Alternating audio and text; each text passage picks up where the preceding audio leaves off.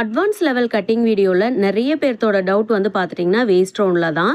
இப்போது waste round வந்து 29 inch கிடச்சிருக்கு அப்படின்னா அதை வந்து நம்ம 4ஆக டிவைட் பண்ணோம் அப்படின்னா 7.25 இன்ச்சு கிடைக்கும். இது வந்து பார்த்துட்டிங்கன்னா ரெடி மெஷர்மெண்ட்டு.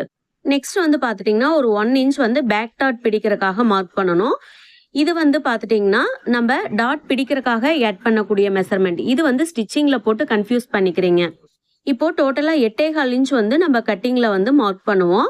நெக்ஸ்ட் வந்து ஒரு 2 இன்ச் எப்பவும் போல் ஸ்டிச் பண்ணுறப்போ நீங்கள் என்ன பண்ணணும் அப்படின்னா, நம்ம அந்த 1 இன்ச் ஆட் பண்ணியிருக்கோம் இல்லைங்களா, அது வந்து நீங்கள் சேர்த்தக்கூடாது. 7.25 இன்ச் ரெடி மெஷர்மெண்ட் தான் எடுத்துக்கணும். ஏன்னா 4 சைடும் 7.25 இன்ச் வைக்கிறப்போ நமக்கு வந்து டோட்டலாக 29 இன்ச் வந்து கிடைச்சிரும்.